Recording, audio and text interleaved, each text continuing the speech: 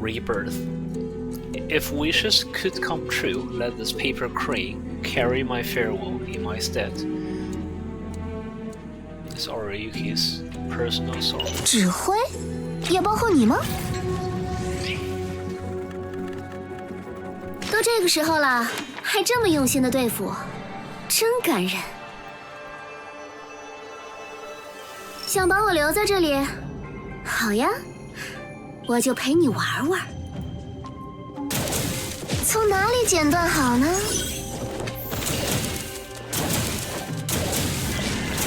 Yeah, so Qinchu just consumes her energy little by little. "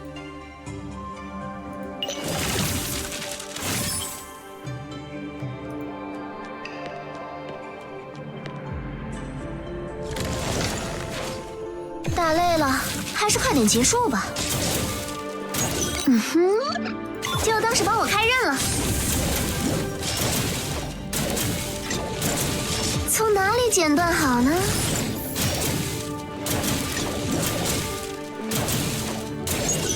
在找我吗？好歹同聊一场，我会快点。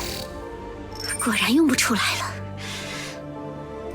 但还没那么快结束。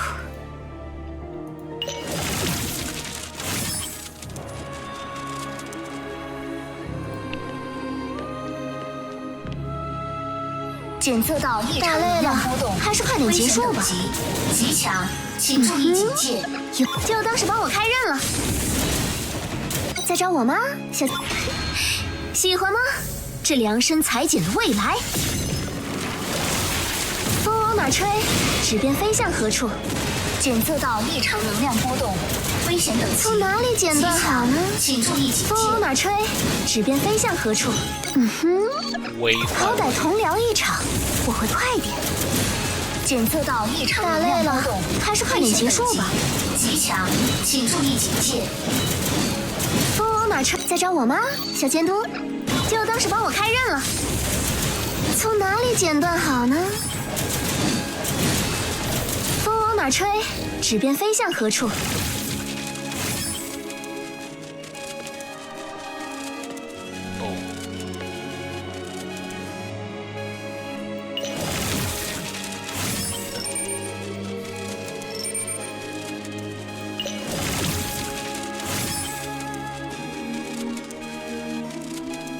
She has even less strength by all these combat, all these path making.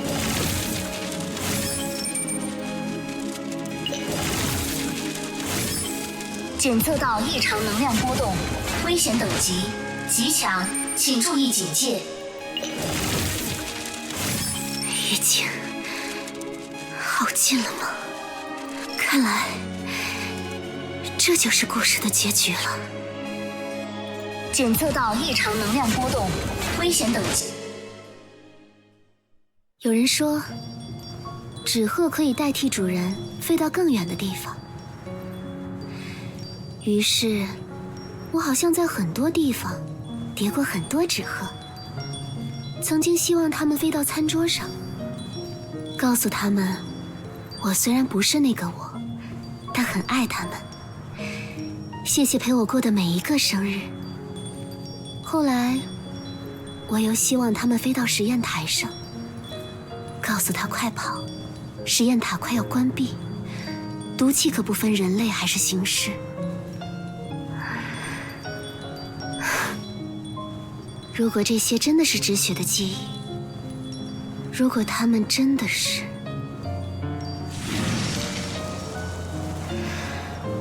无论如何，还得谢谢那位让我醒过来的人。 让我遇见本来的我和另一个你。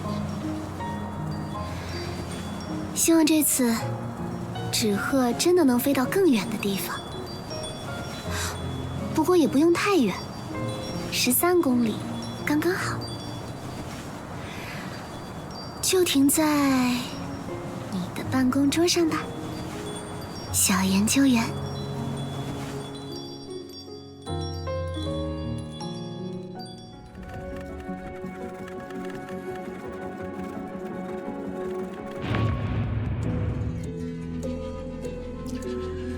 It's super annoying that we cannot pause there.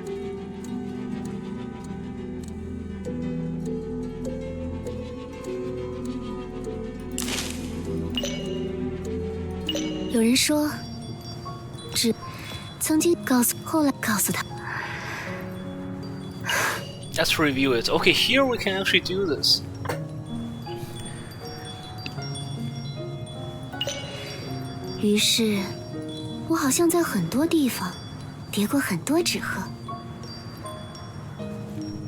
Let me retranslate. The first sentence is correct. Some say the paper crane can take its owner's place and fly to distant lands. So, therefore, I think I folded countless paper cranes in many places. Once, I hoped they would fly to the dinner table, yes.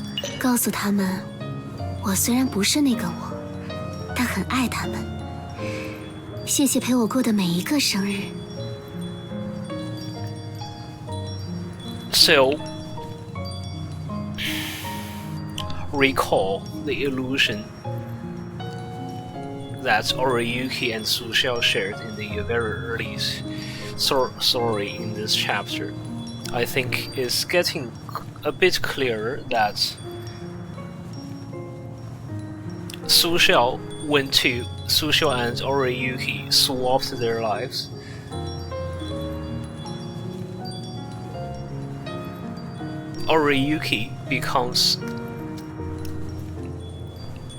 Oriyuki basically went to Su Xiao's family, and Su Xiao coming to Senlo, Oriyuki to Blackout, and then of course the Blackout Day happened. That's where all the walkers came. And then the Sky Rift established, so Oriyuki was able to, no matter by what means, going to Senlo again. We're not sure how that actually happened.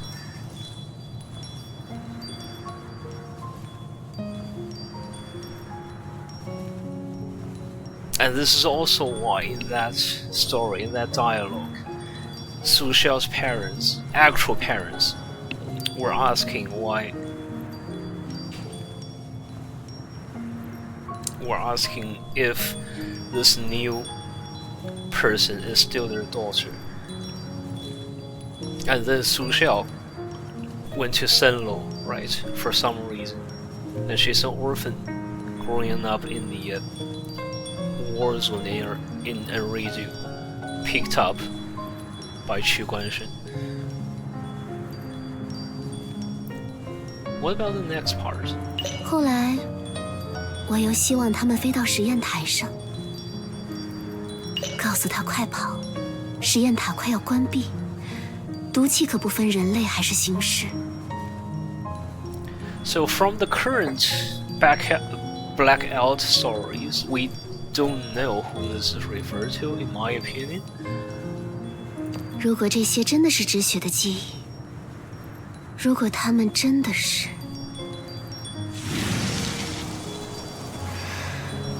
无论如何，还得谢谢那位让我醒过来的人，让我遇见本来的我和另一个你。希望这次纸鹤真的能飞到更远的地方。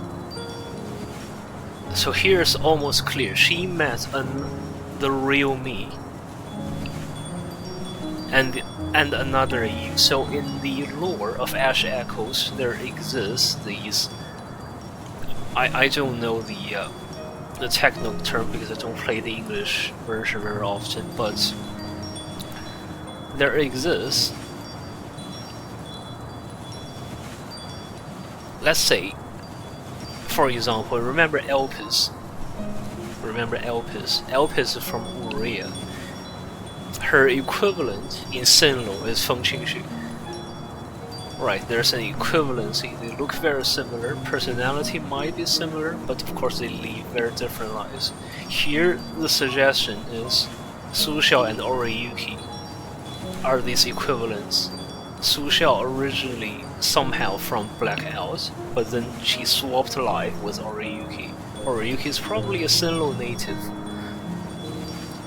got transported to Blackout, then back to Senlu.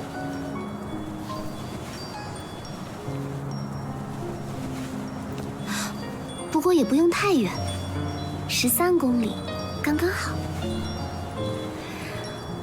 就停在你的办公桌上吧，小研究员。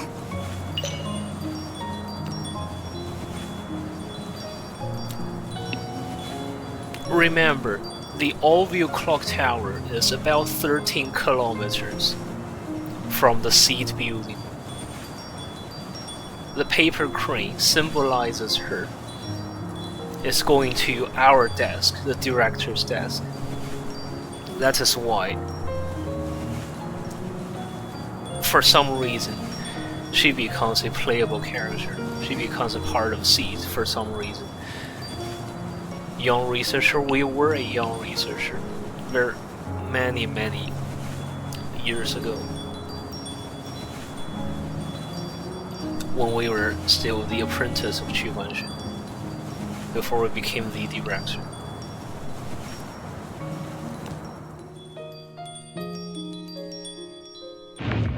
Covenant, whoever enters this gate must abandon all hope. The paper crane silently flaps its wings, taking us toward the Golden Gate. The destination is close at hand. The paper crane lands on the edge of the top floor.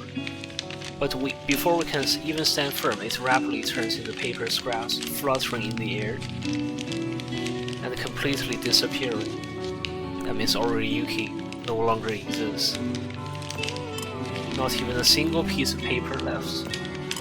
Suddenly I remember something, and my hand goes into my pocket to pull out. The paper crane that was left behind lies still in my palm. It really is just an ordinary paper crane. 我回去看看。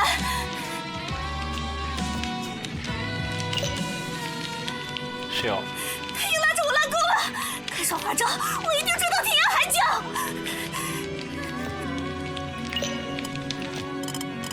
I grab Xiao's hand. Her tightly clenched fist trembles slightly. Together, we witness another life fading away. In this peaceful, progressive city-state where such things shouldn't happen. 他不是出时间的吗？清楚为什么非要他的命？ Susha lowers her head, her voice soft, scattering in the empty corridor.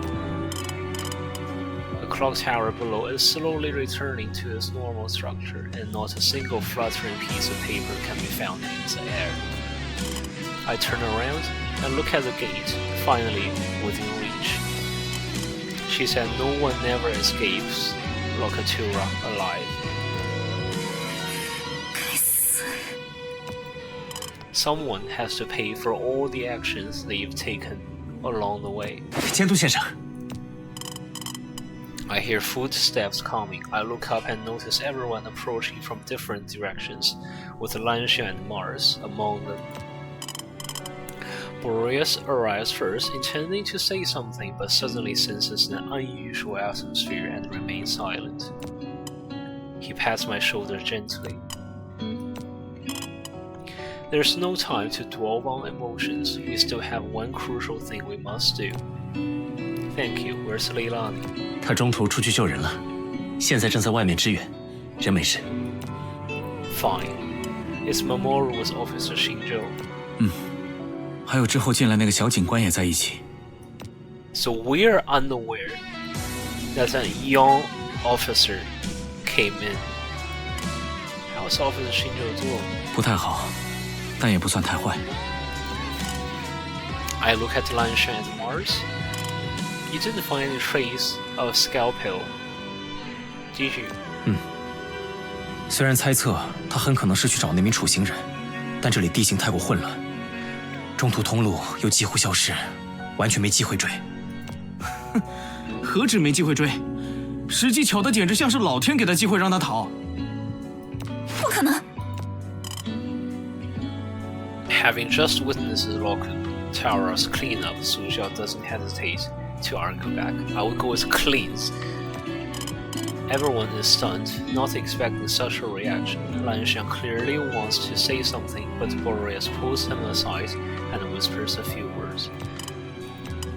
I stare at the grand gate before me. The intricate carvings and dazzling gold are inexplicably blinding. When Lanxiang said, "It's indeed possible." Huh? Here, no matter how much it seems like a coincidence, it can only be brought about by her. This is probably the most fitting description of her current state. 几位既已经到达，怎么不推开这扇门？请进。 The moment the voice is heard, a wave of dizziness strikes again. Through my blurred vision, I see the others walk directly towards the grand gate after the words are spoken. Wait. No, I don't think I can resist this time. I step forward.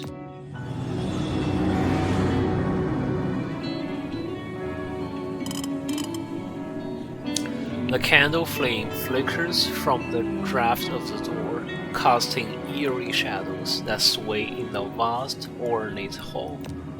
A deep red carpet stretches from the entrance to the very end, reaching the foot of the throne on the 7-step dais. The throne's decoration is not elaborate. The tall backrest and the intricate patterns on the armrest shimmer gently in the candlelight, like a sharpened blade of ambition. The feeling of being controlled vanishes the moment I enter. Just as I expected to see Qinchu herself, I notice a woman standing in the corner of the long staircase. 谁？秦初？不，那是出世间的圣女。